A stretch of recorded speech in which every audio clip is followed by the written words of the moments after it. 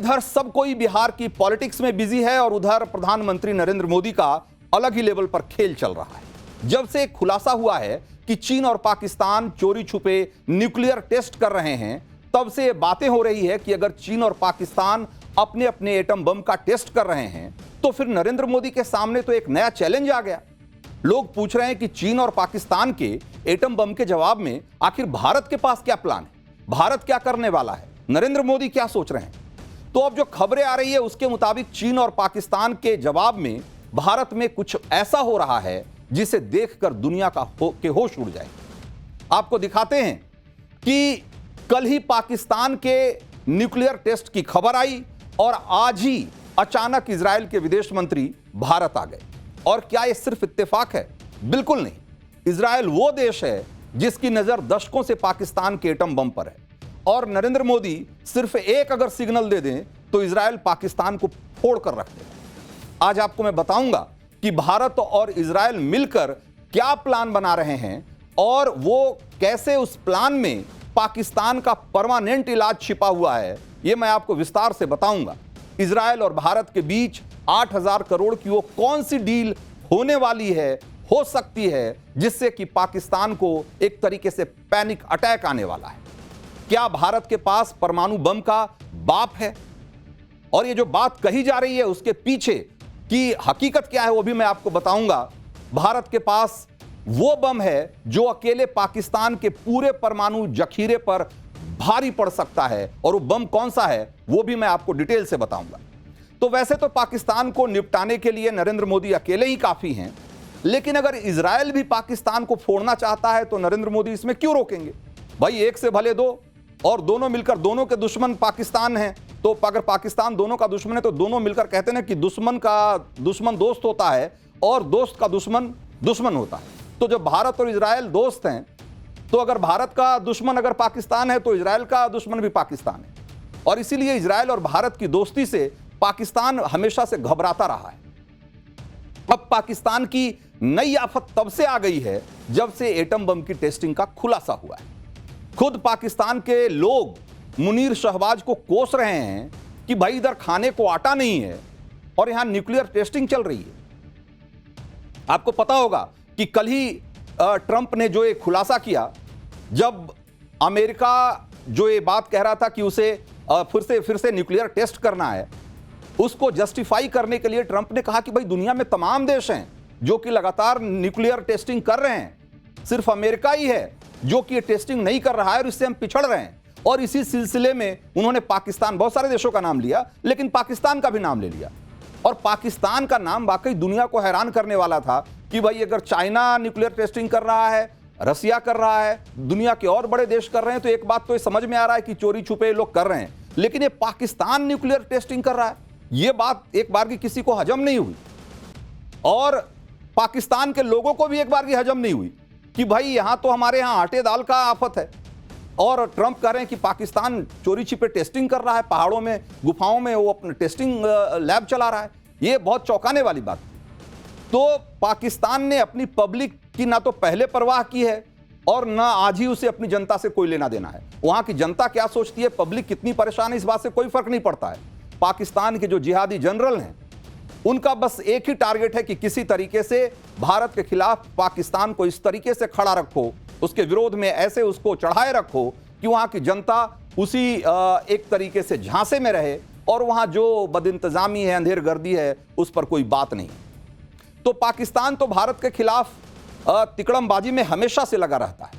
अब पाकिस्तान ने फिर से वही काम करना शुरू कर दिया है और आपको हम बताएंगे कि कैसे 6 मुस्लिम देशों के साथ मिलकर पाकिस्तान एक नया प्लान बना रहा है और क्यों पाकिस्तान सहित 7 मुस्लिम देशों ने एक इमरजेंसी बैठक बुलाई और इस बैठक में प्लान क्या बनने वाला है वो भी मैं आपको डिटेल से बताऊंगा। लेकिन पहले जियोपॉलिटिक्स में जो उथल पुथल मची हुई है, जरा एक उसकी भी झलक देख लीजिए।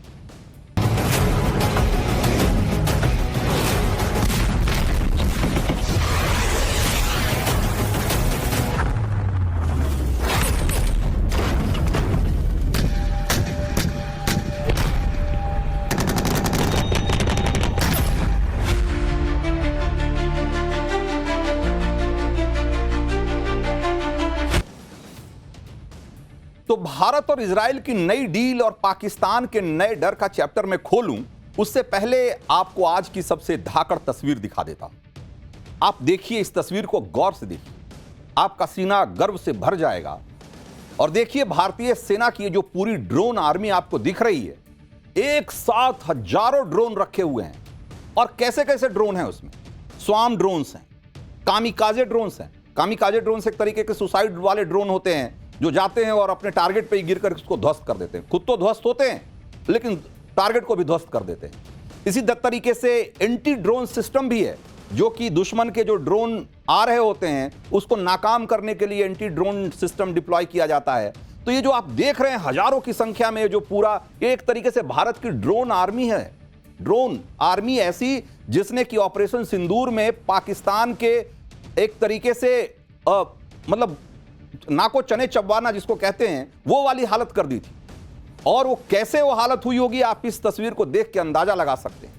ये तस्वीरें अंबाला की है और जहां सेना प्रमुख जनरल उपेंद्र द्विवेदी ने सेना की स्ट्राइक कॉर्प्स की क्षमताओं का जायजा लिया और उसमें कैसे कैसे ड्रोन दिखाई दिए। एक बानगी मैं आपको दिखा रहा हूं। आप सोचिए कि एक जगह अंबाला में जब इतनी बड़ी संख्या में ड्रोन दिखाई दे रहे हैं तो भारत की जो ड्रोन क्षमता है, पूरी ताकत का आप आकलन करिए, अंदाजा लगाइए कि वो भारत कितना ताकतवर है आज की तारीख में ड्रोन वॉरफेयर में। तो सेना प्रमुख ने अलग अलग ड्रोन्स की ताकत को परखा भी इस एक्सरसाइज के दौरान और ड्रोन हमले की पूरी तैयारी को उन्होंने एक तरीके से जांचा परखा। और एक साथ हजारों ड्रोन देखकर कोई भी दुश्मन एक तरीके से उसकी घिघी बंध जाए, ये वैसी तस्वीर है। और ये वो तस्वीर है जो कि हर भारतीय को गौरवान्वित कर रही है आज। तो ये तो सिर्फ ट्रेलर है, जैसा कि मैंने आपको बताया, ये तो सिर्फ एक अंबाला बेस की तस्वीर मैं दिखा रहा हूं। भारत की जो पूरी ड्रोन पावर है उसका अंदाजा सिर्फ आप इससे लगा सकते हैं। ये पूरी ताकत की नुमाइश नहीं है, ये सिर्फ उसका एक ट्रेलर भर है, उसकी एक बानगी भर है। अभी आप आगे भी देखिए कि और भारत क्या क्या कर रहा है कि पाकिस्तान के एटम बम धरे के धरे रह जाएंगे।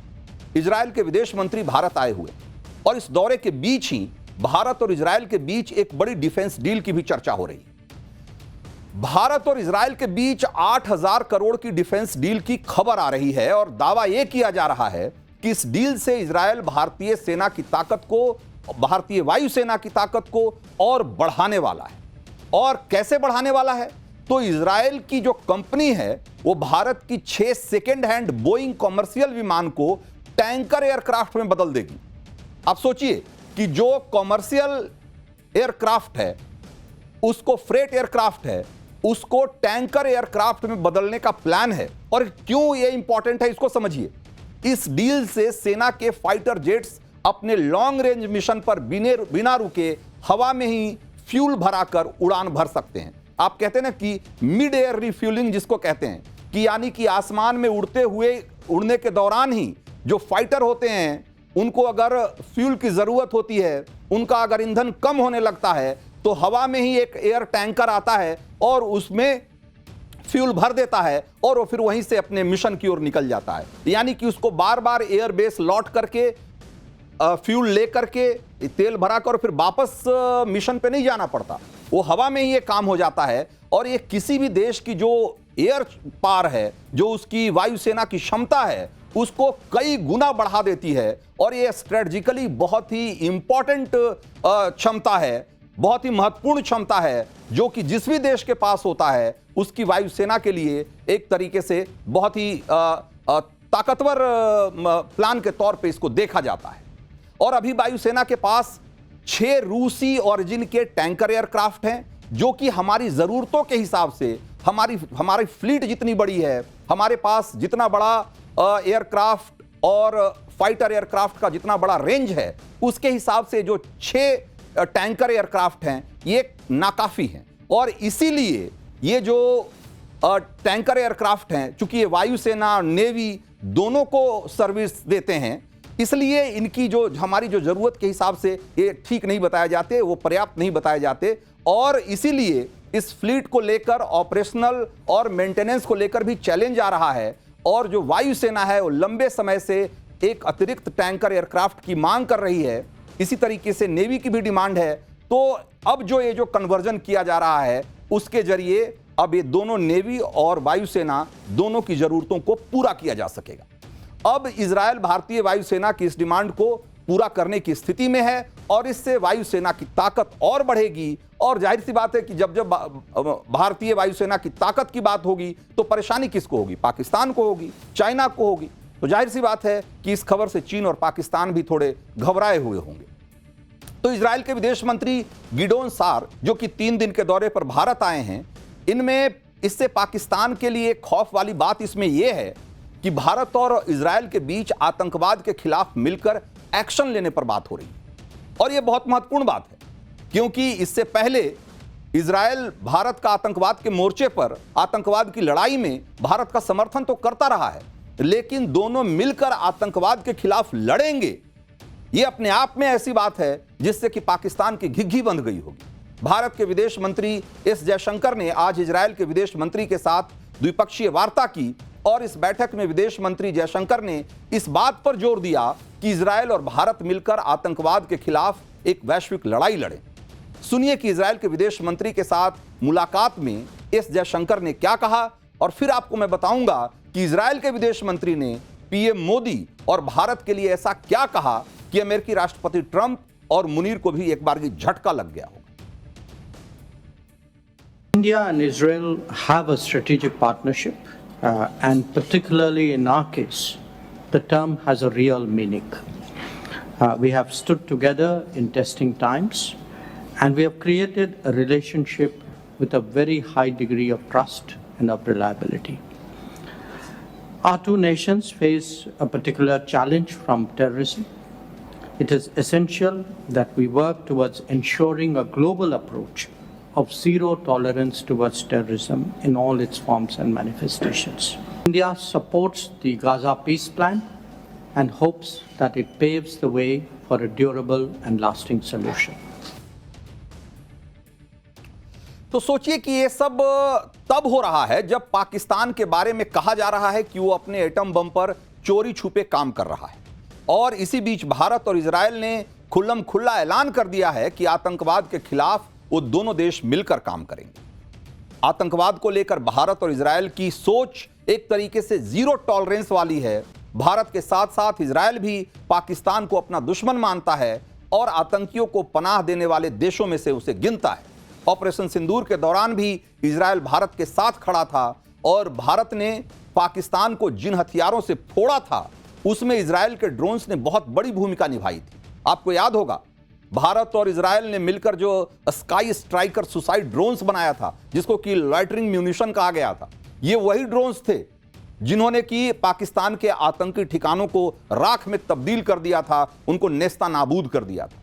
और यही वजह है कि पाकिस्तान को भारत इजरायल की दोस्ती बहुत चुभती है और पाकिस्तान को यह जानकर और ज्यादा परेशानी होगी कि कुछ ही महीनों के अंदर खुद इजरायल के प्रधानमंत्री भारत आने वाले हैं। इजरायल ने भारत आकर भिखमंगे पाकिस्तान को ट्रेलर दिखा दिया है कि आगे और क्या क्या हो सकता है। इजरायल ने तो खुलकर कह दिया है कि आज की डेट में भारत एक सुपर पावर है, भविष्य भारत का है। सुनिए कैसे इजरायल के विदेश मंत्री भारत की खुले शब्दों में दिल खोल के जबरदस्त तरीके से तारीफ कर रहे हैं। सुनिए जरा। We appreciate Prime Minister Modi's strong solidarity. We remember that he was the first world leader to call Prime Minister Netanyahu after Hamas October 7 massacre, and we won't forget it. Minister, I believe that India is the future.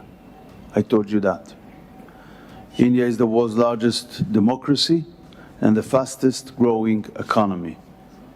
India is a global superpower. Israel is a regional powerhouse. Our nations already shares a warm friendship. Our goal is to build a long-term strategic partnership between Israel and India. Your Excellency, radical terror is a mutual threat to Israel and India. We strongly condemn the horrific terror attack in Pahalgam. तो Israel के विदेश मंत्री कह रहे हैं कि India is a global super power. Global super power भाई, मतलब वैश्विक महाशक्ति है। कोई ऐसा नहीं, वो खुद को कह रहा है कि हम रीजनल पावर हैं। लेकिन भारत जो है वो ग्लोबल सुपर पावर है, दुनिया में महाशक्ति की हैसियत रखता है। सोचिए, भारत और इजराइल की इस दोस्ती और इस तरह की केमिस्ट्री देखकर पाकिस्तान कितने खौफ में होगा। और इसकी एक बड़ी वजह यह भी है कि दशकों पहले भारत और इजराइल ने एक सीक्रेट प्लान बनाया था, और वो प्लान अगर अंजाम तक पहुंच जाता तो न पाकिस्तान होता और न पाकिस्तान के एटम बम बचते। इसकी भी हिस्ट्री आज आपको बता देता हूं। तो 80 के दशक में कहा जाता है कि जब इंदिरा गांधी प्रधानमंत्री थी तब इजराइल ने पाकिस्तान के परमाणु ठिकाने पर हमला करने का पूरा प्लान बना लिया था। और तब ये पता चल चुका था कि पाकिस्तान इस्लामाबाद के पास कहूटा में परमाणु हथियार बनाने की कोशिश कर रहा है।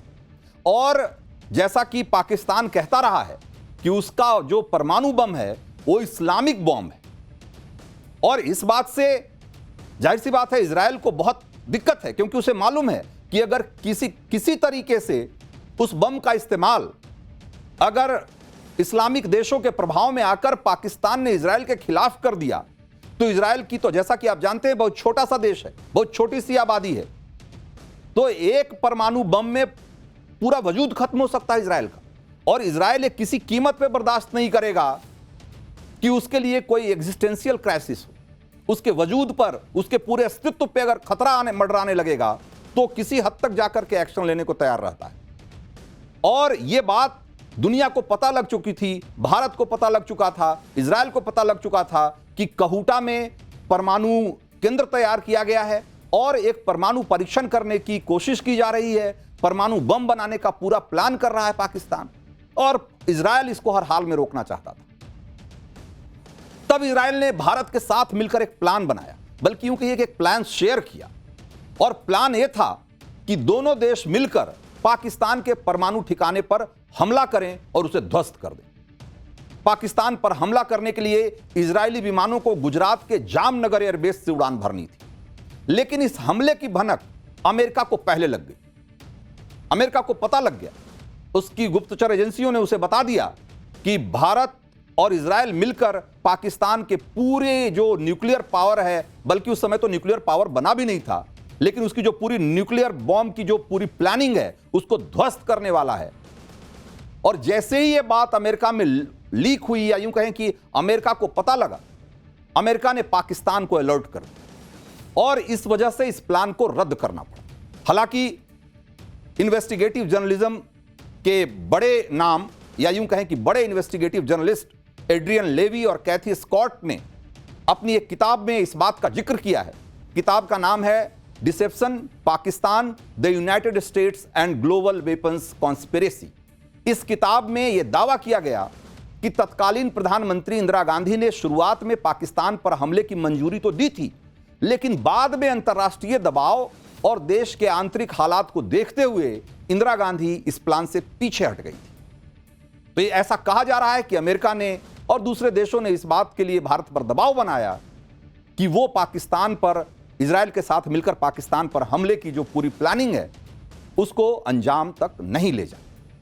तो उस वक्त तो पाकिस्तान के परमाणु हथियार बच गए, लेकिन अब जब पाकिस्तान के न्यूक्लियर टेस्ट करने की खबर आई है और यह कहा जा रहा है कि पाकिस्तान चोरी छिपे न्यूक्लियर टेस्टिंग कर रहा है, और जब इजराइल के विदेश मंत्री भारत में हैं और दोनों देशों के बीच जिस तरह की केमिस्ट्री है, जिस तरह की अंडरस्टैंडिंग है, तो पाकिस्तान को यह डर जरूर सता रहा होगा कि कहीं पीएम मोदी और नेतन्याहू मिलकर 80 के दशक के उस अधूरे प्लान को फिर से ना एक्टिवेट कर दे। और कहीं उस समय तो भले अंजाम तक नहीं पहुंच पाया, लेकिन अगर आज प्रधानमंत्री मोदी चाह लें तो इस प्लान को एग्जीक्यूट करने से दुनिया की कोई ताकत रोक नहीं सकती। अपने एटम बम को लेकर पाकिस्तान हमेशा डरा रहता है कि कोई उसके परमाणु ठिकानों को फोड़ कर ना चला जाए।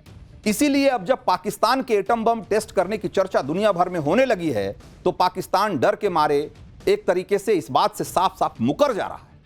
वो इस बात को स्वीकार ही नहीं कर रहा है कि हम कोई चोरी छिपे न्यूक्लियर टेस्टिंग कर रहे हैं। पाकिस्तान ने कह दिया कि हम परमाणु हथियारों की फिर से टेस्टिंग की शुरुआत बिल्कुल नहीं करेंगे और नहीं कर रहे हैं। पाकिस्तान का कहना है कि उसने अतीत में भी परमाणु हथियारों की टेस्टिंग की शुरुआत न तो की थी और न अभी अब कोई पहल करने वाला है। पाकिस्तान से हालांकि इसी तरह के जवाब की उम्मीद थी। पाकिस्तान अगर न्यूक्लियर टेस्ट कर भी रहा होगा तो भी वो कभी कबूल नहीं करेगा। सवाल ही नहीं उठता है, क्योंकि पाकिस्तान को मालूम है कि अगर उसने इस बात को कबूल कर लिया तो अंतर्राष्ट्रीय दबाव उस पर इतना ज्यादा हो जाएगा और पूरी दुनिया से उस पर नए तरह के प्रतिबंध लगाने की मांग उठने लगेगी। अभी तो FATF में ही फंसा रहता है, उसकी गर्दन फंसी रहती है हमेशा FATF में, कभी ग्रे लिस्ट और कभी ब्लैक लिस्ट के बीच में झूलता रहता है और इस चक्कर में उससे अंतर्राष्ट्रीय स्तर पर फंडिंग नहीं हो पाती। पैसे पैसे को मोहताज पाकिस्तान, जहां पर कि आटे चावल का भी इंतजाम नहीं है जिसके लोगों के पास खाने के लिए, अगर उस पर और नए तरह के आर्थिक प्रतिबंध लगा दिए गए तो सोचिए उसकी स्थिति और क्या होगी। इसलिए वो किसी भी कीमत पे इस बात को स्वीकार नहीं करेगा कि वो किसी तरह की न्यूक्लियर टेस्टिंग कर रहा है। लेकिन जब से ट्रंप का बयान आया है, पाकिस्तान में खलबली मची हुई। वहां सवाल उठाए जा रहे हैं कि एक तो मुल्क भीख मांग कर चल रहा है और ऐसे में न्यूक्लियर टेस्ट करने के पैसे कहां से आ रहे हैं भाई? और पैसे तो आ ही रहे हैं। पाकिस्तानियों को इस बात का भी खौफ सता रहा है कि जो दुनिया भर से अभी खैरात मिल रही है, अगर ये न्यूक्लियर टेस्टिंग वाली बात ज्यादा फैल गई और लोगों ने इस पर यकीन करना शुरू कर दिया तो ये फंडिंग भी बंद हो जाएगी। फिर हमारा दाना पानी कैसे उठेगा भाई? तो डोनाल्ड ट्रंप ने दावा किया था कि रूस, चीन, पाकिस्तान सब न्यूक्लियर टेस्ट कर रहे हैं, इसीलिए अब अमेरिका भी न्यूक्लियर टेस्ट करेगा। पाकिस्तान ने तो इस पर हाथ ही खड़े कर दिए और चीन भी अब इस बात से इनकार कर रहा है कि वो कोई न्यूक्लियर टेस्ट कर रहा है। इस पर बाकायदा चीन के विदेश मंत्रालय ने बयान जारी किया है और चीन के विदेश मंत्रालय की प्रवक्ता ने कहा कि बीजिंग ने परमाणु हथियारों के परीक्षण पर दशकों से जारी अनौपचारिक रोक को नहीं तोड़ा है। चीन ने कहा कि जिम्मेदार परमाणु हथियार संपन्न देश होने के नाते वो शांतिपूर्ण विकास के लिए प्रतिबद्ध है और चीन ने परमाणु हथियारों के मामले में अमेरिका को भी संयम बरतने के लिए कहा है। तो ये बात तो सच है कि अगर चीन और पाकिस्तान परमाणु हथियारों की टेस्टिंग करेंगे तो इसके बारे में बताएंगे नहीं। लेकिन अगर ट्रंप का दावा सही है और चीन पाकिस्तान चोरी छुपे एटम बम का टेस्ट कर रहे हैं तो फिर भारत के लिए तो बहुत बड़ा चैलेंज है। लेकिन चीन हो या पाकिस्तान, एक बात तो अच्छे से जानते हैं कि नरेंद्र मोदी चुप बैठने वालों में से नहीं है। भारत की सैन्य ताकत का दुनिया में जलवा है। ऑपरेशन सिंदूर में सबने इसे देखा है। लेकिन जहां तक एटम बम की बात है तो भारत के पास एटम बम का बाप भी। जैसे ही पाकिस्तान के एटम बम की चर्चा चली तो भारत के एक हिडन बॉम्ब की चर्चा भी तेजी से जोर पकड़ रही है और पाकिस्तान के पूरे परमाणु जखीरे पर भारी पड़ सकता है ऐसे बम की चर्चा हो रही है। तो दरअसल जब 1998 में भारत ने परमाणु बम की टेस्टिंग की थी तब यह दावा किया गया था कि भारत ने हाइड्रोजन बम का भी परीक्षण किया है, जिसको कि थर्मोन्यूक्लियर डिवाइस कहा जाता है। उस वक्त खुद तत्कालीन प्रधानमंत्री अटल बिहारी वाजपेयी ने कहा था कि अब हमने बड़ा बम बनाने की क्षमता हासिल कर ली। इसके बाद साल 2015 में फिर से भारत के हाइड्रोजन बम भारत के पास होने की बात होने लगी थी और इंटरनेशनल मीडिया में यह छपने लगा कि भारत बहुत तेजी से नया हाइड्रोजन बम बना रहा है।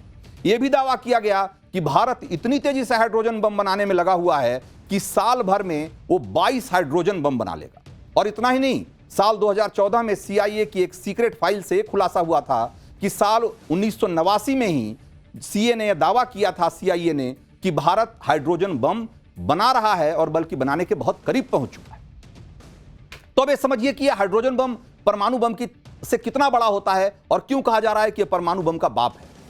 तो ये होने को तो ये दोनों न्यूक्लियर बम हैं, लेकिन परमाणु बम में जो एनर्जी निकलती है वो केवल परमाणु यानी कि एटम के टूटने से निकलती है, जिसको न्यूक्लियर फिजन बोलते हैं या परमाणु विखंडन बोलते हैं। जबकि हाइड्रोजन बम में परमाणु टूटने से नहीं बल्कि दो हल्के परमाणुओं के जुड़ने से ऊर्जा निकलती है। इसको बोलते हैं एटॉमिक फ्यूजन, या यूं कहें कि इसको परमाणु संलयन बोलते हैं। दो छोटे छोटे एटम जब आपस में जुड़ते हैं तो वो उनका एक उनके मास का, उनके भार का, द्रव्यमान का एक हिस्सा एनर्जी में तब्दील हो जाता है और वो बहुत बड़ी एनर्जी के रूप में जो है वो प्रस्फुटित होता है। और इस वजह से एक हाइड्रोजन बम 1000 परमाणु बम जितना शक्तिशाली हो सकता है। उदाहरण के लिए अगर एक परमाणु बम नागासाकी जैसे छोटे शहर को बर्बाद कर सकता है तो आप ये सोचिए कि एक शक्तिशाली हाइड्रोजन बम 1 मिनट में न्यूयॉर्क जैसे बड़े शहर को नष्ट करके तबाह करने की क्षमता रखता है। और यह बात भी कही जा रही है कि डोनाल्ड ट्रंप ने पाकिस्तान के न्यूक्लियर टेस्ट की बात करके एक तरीके से भारत को मौका ही दे दिया है। दरअसल दुनिया में 9 देश ऐसे हैं जिसके पास परमाणु हथियार हैं और इन 9 देशों में से 5 देश अमेरिका, रूस, UK, फ्रांस और चीन के पास पुख्ता तौर पर हाइड्रोजन बम हैं। लेकिन भारत और नॉर्थ कोरिया दो ऐसे देश हैं जिनके पास भी हाइड्रोजन बम होने का दावा किया जाता है। हालांकि ऑफिशियली कभी किसी ने ऐसा स्वीकार नहीं किया है। और अब जब डोनाल्ड ट्रंप ने कह दिया है कि पाकिस्तान तो चोरी छिपे न्यूक्लियर टेस्ट कर रहा है, तो एक्सपर्ट ये कह रहे हैं कि इससे भारत को तो मौका मिल जाएगा और वो भी अपने हाइड्रोजन बम की खुले तौर पर टेस्टिंग कर ले सकता है और भारत इसे आत्मरक्षा में उठाया गया कदम बता सकता है। और इससे भारत ऑफिशियली हाइड्रोजन बम या यूं कहें कि थर्मोन्यूक्लियर डिवाइस वाला कंट्री हो जाएगा और यह भारत के लिए एक बहुत बड़ी बात हो जाएगी। भारत की क्षमता जो है, परमाणु क्षमता में एक बहुत बड़ा इजाफा होगा। वैसे परमाणु बम की बात हो या कन्वेंशनल वॉर की बात हो, भारत हर तरीके से पाकिस्तान से आगे है। जहां तक पाकिस्तान के परमाणु हथियार की बात है, तो यह बात कई बार कही जा चुकी है कि पाकिस्तान के परमाणु हथियार का रिमोट कंट्रोल तो अमेरिका के पास होता है। सुनिए, CIA के पूर्व अधिकारी ने हाल ही में दावा किया था कि पाकिस्तान के परमाणु हथियार का कमांड कंट्रोल तो अमेरिका के पास है। तो CIA के पूर्व अधिकारी तो यही दावा कर रहे हैं कि पाकिस्तान के न्यूक्लियर हथियार भी भारत के लिए बड़ा खतरा नहीं है। लेकिन भारत ने अपनी तैयारी में किसी तरह की कमी नहीं छोड़ी। ऑपरेशन सिंदूर में जिस ड्रोन आर्मी ने पाकिस्तान को परेशान कर दिया था, उस ड्रोन आर्मी की ताकत का एक और ट्रेलर देख लीजिएगा। भारतीय सेना लगातार अपनी ड्रोन क्षमता का शक्ति प्रदर्शन कर रही है और सेना की तरफ से जारी इस वीडियो में स्वदेशी ड्रोन का पूरा परीक्षण कैसे किया गया, इसकी तस्वीरें जारी की गई है। सेना के जवान कैसे ड्रोन तकनीक में माहिर हो रहे हैं, कैसे भारत भविष्य के युद्ध के लिए खुद को तैयार कर रहा है, ये वीडियो उसकी एक झलक। सेना के ड्रोन ताकत को दिखाने वाले इस वीडियो की एक जरा झलक आपको दिखाता हूं और अंदाजा लगाइए इससे कि भारत की ड्रोन आर्मी आज कितनी ताकतवर है।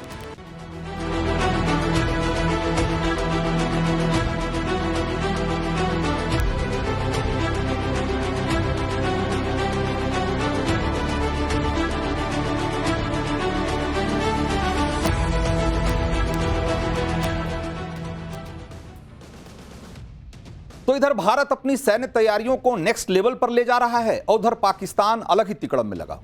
पाकिस्तान ने अपने घर में तो शांति स्थापित कर नहीं पा रहा और वो गाजा में शांति स्थापित करने के चक्कर में मुस्लिम देशों को एकजुट करने में लगा हुआ है और इसी बहाने उसे उम्मीद है कि कुछ और भीख में उसे मिल जाएगा। गाजा में युद्ध विराम की स्थिति के बीच तुर्की में एक अहम बैठक हुई और इस बैठक में कतर, सऊदी अरब, UAE, जॉर्डन, इंडोनेशिया और तुर्की के अलावा पाकिस्तान भी शामिल हुआ। इस्तांबुल में हुई इस बैठक में गाजा में स्थायी शांति स्थापित करने के लिए मुस्लिम देशों के साझा प्रयास पर चर्चा की गई। बैठक में मुख्य रूप से युद्ध विराम की निगरानी, मानवीय सहायता और सुरक्षा और गाजा में अंतर्राष्ट्रीय बल की संरचना जैसे मुद्दों पर बातचीत की गई। मुस्लिम देश होने के नाते ऐसी बैठकों में पाकिस्तान को बुला लिया जाता है या फिर यूं कहिए कि वो जबरन चला जाता है, लेकिन सबको पता है कि पाकिस्तान की कोई हैसियत नहीं। अंतर्राष्ट्रीय स्तर पर पाकिस्तान की साख बहुत पहले ही गिरी हुई है। ऊपर से पाकिस्तान अपने घर में मचे कलेश को ही संभाल नहीं पा रहा है, तो ऐसे में दुनिया में क्या ही शांति ला पाएगा। लेकिन फिर भी मुनीर के इशारे पर पाकिस्तान की सरकार ऐसे अंतर्राष्ट्रीय बैठकों में शिरकत कर रही है जिससे मुनीर माहौल बना सके कि मुस्लिम देशों में पाकिस्तान की भी कोई हैसियत